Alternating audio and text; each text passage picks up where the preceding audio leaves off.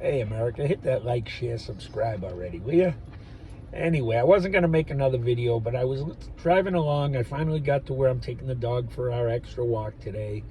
And I'm listening to Tom McDonald, and I lit up a nice cigar, one of the good ones. I'm smoking it on the way, and his song Cancer comes on. I know that's an oxymoron because I chain smoke cigars, right? I get it. At least when I die, like Red Fox said, I'll have cigars and booze, and I'll know what got me there. You know what?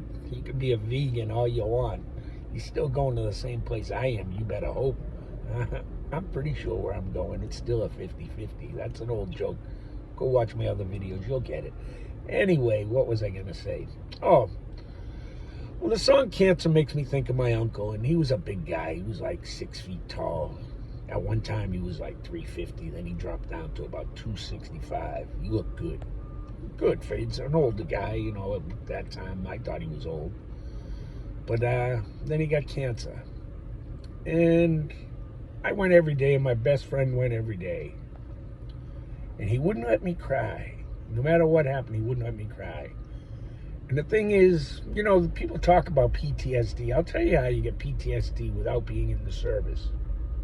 And I was thinking about this today as I'm talking with God. Now, you can understand, maybe it's my deep subconscious, maybe it's God. To me, it's God. I'm going to tell you it's God. All I can tell you is things that I see, things that I know, things that I hear, and that's what I'll tell you.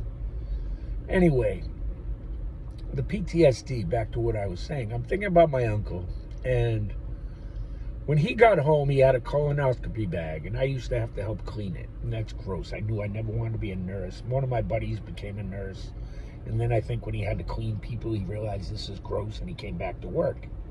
Anyway, that being said, I found out right there, cleaning that thing, helping him with that, that's not what I wanted to do. But I also watched him go from a robust 265.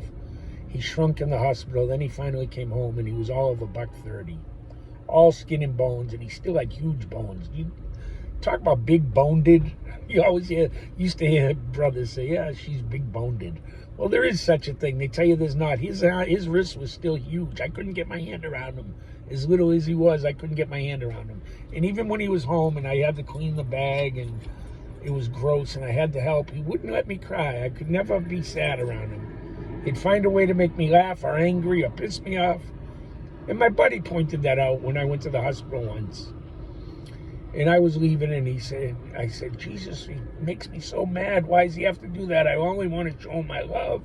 And he pisses me off. My buddy said, well, that's probably how he knows. By making you angry, you're not going to be sad. And I just remembered that. I said, wow. Now, this conversation was, put it this way, I think I was 19, so it goes way back. I'm just remembering the conversation and the car ride.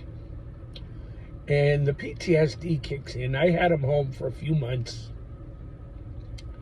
I was taking care of him, cleaning that bag, doing what I had to do. And each day I went to work, I'd make breakfast, put it out, he'd eat it when he got up and he could eat or walk. I'd go to work and I'd be begging and pleading with God. Please, God, don't let him die. Please, God, don't let him die. Now, as a Catholic, you believe in God and you pray. But the sinner in me said, please, God, let him be dead. Please, God, just let him go. And that's a fight that you live with the rest of your life. And I think people, when you have an abortion, I know what happens. You're not going to hell, but it's not good. This guilt that you feel that's just overwhelming. I'll save it for receipts. And you don't go to hell, but you have to get, it's not good.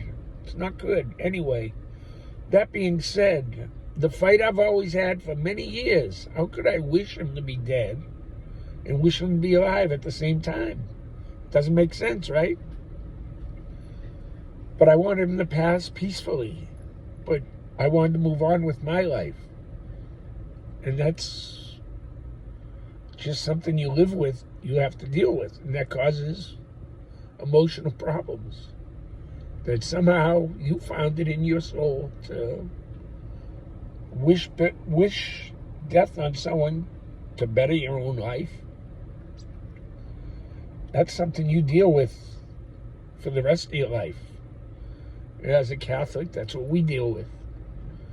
And if you get the abortion, that's what you deal with the rest of your life, is a guilt. I wanted him to die so much so I could move on. But I missed him so much. I'm crying like a big bitch. Go watch my other videos every time I think about it. He's the one who does it. God bless you, America. If you're not following along by now, hey, I'll keep working at it. I don't give up. I hope you don't either. God bless America. God bless you. That's it for me for now. I got to get this dog on a walk.